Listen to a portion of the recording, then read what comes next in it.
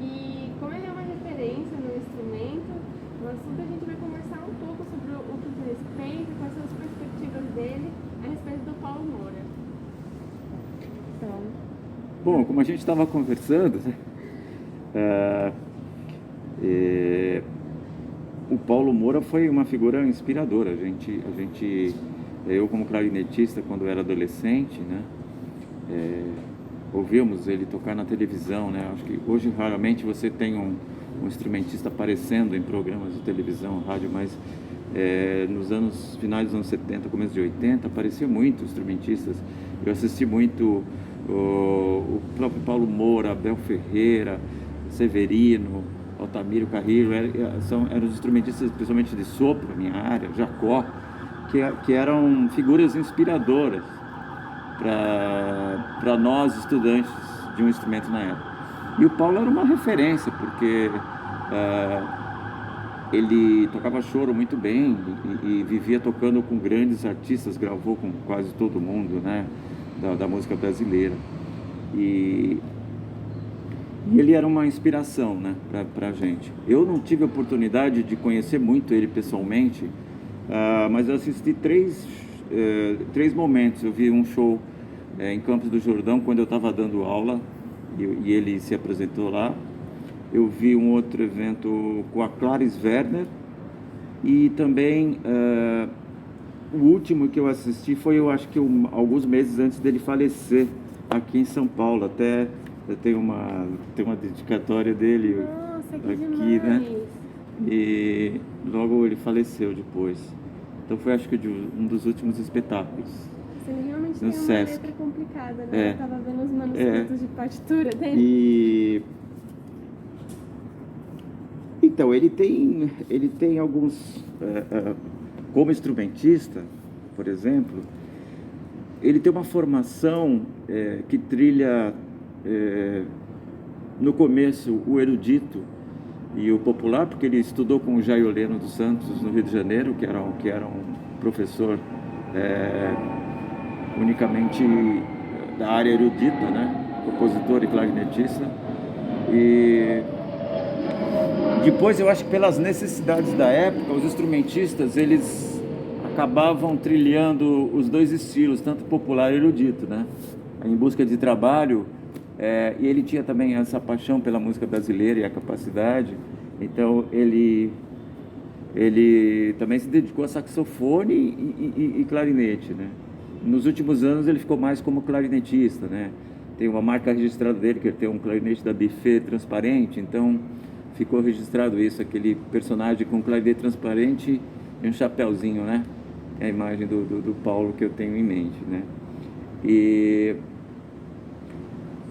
o Paulo é aquele clarinetista que não demonstrou nas últimas décadas tanto um virtuosismo técnico, mas eu acho que uma linguagem muito própria dele, um estilo muito próprio de poucas notas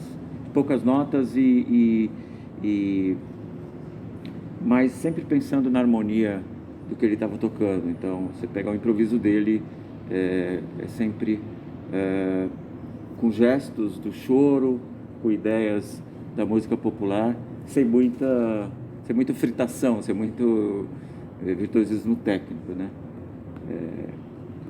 E a gente percebeu um pouco no final das últimas 2 décadas que ele se descuidou um pouco da sonoridade, que é o grande... Eu me lembro muito bem, quando eu estava dando aula em Campos do Jordão, quando ele veio fazer esse show, eu chamei todos os alunos para assistirem, mas eu me lembro muito de durante o show, os meus alunos saírem do concerto e não assistirem. E no dia seguinte eu fiquei muito bravo com eles, porque eu falei, mas o som dele... Sim, mas você vai... Aí eu até comentei isso, quando você ouve uma pessoa de idade nos contar histórias, você repara na voz rouca que ela tem, na voz fraca, ou na história que ela tem para contar, né? Então isso que eu falei, você não tem que ir lá ficar criticando que o som dele é YX, se tá sujo, se não sei o quê. Presta atenção no que ele está dizendo como linguagem musical. Esse é o mais importante, é uma experiência de 50 anos de instrumentista que você precisa pensar mais, que está à frente da sonoridade. Então, isso era uma das marcas do Paulo, um pouco um descuido do som, mas em função do que dizer daquele momento, de como dizer aquela linguagem, né? E o Paulo era isso, né? Ele acho que fez história, né? Ficou marcado porque ele tem gravações com diversos músicos e ele tinha uma vocação, né, para ser líder de uma big band, né? Ele gostava muito de big band, segundo os relatos, ele gostava muito de ensaiar e era muito meticuloso nos ensaios. Só que ele aparece numa fase que a big band está já em declínio, né? Então ele começa a criar um novo estilo de tocar mais um regional um pouco mais enxuto, né? E volta mais para o choro. E depois que esses grandes como o Abel se foi, ele passa a ser o grande líder, digamos, não só do instrumento, mas o porta-voz do choro, né? Principalmente no Rio de Janeiro, né? Bom, é um cara que tem muitos discos gravados e quem quiser aprender um pouco de choro tem que passar pelo Paulo Moura, não tem como, tem que escutá-lo e estudar mais a fundo a linguagem. O cara que, até os últimos dias de vida, segundo o relato, ele sempre estudou orquestração e composição de eruditos, né? Ele gostava muito de ficar estudando Debussy, estudando Ravel, e uma curiosidade, né?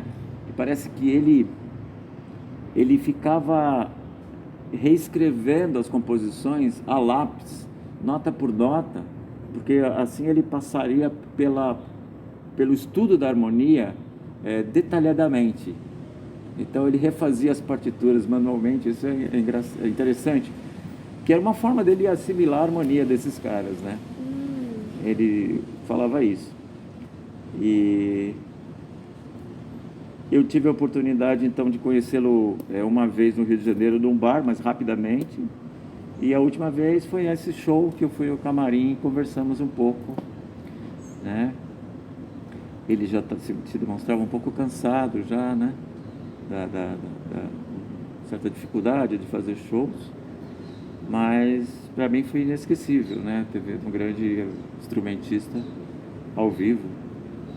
Foi bem marcante, né? Eu guardo com muito carinho esse meu autógrafo aqui, né? Muito bom. Nossa, eu estou impressionada, assim, professor, você sabe mais do que eu que estou pesquisando esse assunto já há um tempo. Sim. Ele...